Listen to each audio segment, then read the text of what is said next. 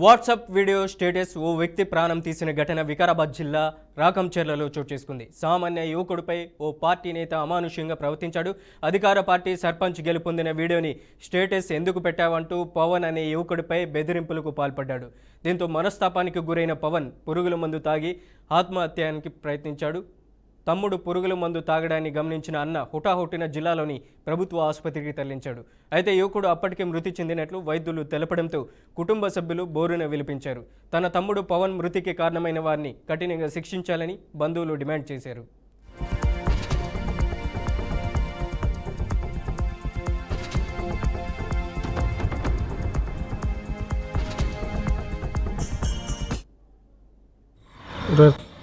మా తమ్ముడు నిన్న 22 తారీఖు మందు తాగి 22 తారీఖు మందు తాగితే హాస్పిటల్కు తీసుకుపోయినాం.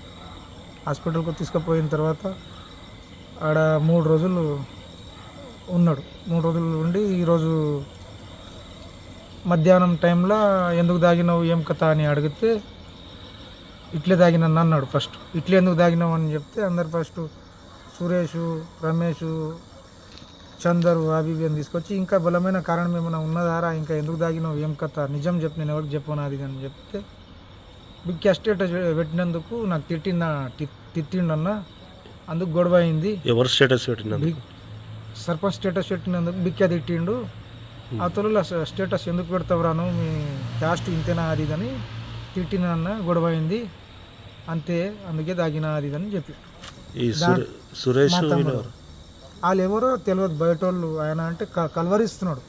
కలవరించుకుంటా తర్వాత నేను అడిగినప్పుడు గుర్తుపెట్టినవారు అని అడిగినప్పుడు అప్పుడు చెప్తున్నాడు ఇట్లా ఈ మ్యాటర్ ఇట్లా బిక్కా ఫోన్ చేసి ఇట్లా స్టేటస్ పెట్టినందుకు సర్పంచ్ బెదిరిస్తుందన్న అది అని చెప్పిండు. దాంట్లో నిజం ఎంత అబద్ధం ఎంత అనేది నాకు తెలియదు. మా తమ్ముని కాల్ వచ్చింది 2 రోజుల క్రితం గిట్టంగా ఇట్లా బెదిరిస్తున్నారన్న ఎవరో కాల్ నుంచి అంటే నేను మాట్లాడినా. నాకు ఇటం కాల్ చేసి అమౌంట్ కావాలి, అమౌంట్ ఇవ్వకుంటే మీద కేసు బుక్ అవుతుంది, ఫైల్ బుక్ అవుతుంది, జైలుకి పట్టుకుపోతామని మా మమ్మీకి మా తమ్ముని కాల్ చేసి బెదిరించిన తర్వాత నేను మాట్లాడిన తర్వాత నాకు ఇటంగా అట్లే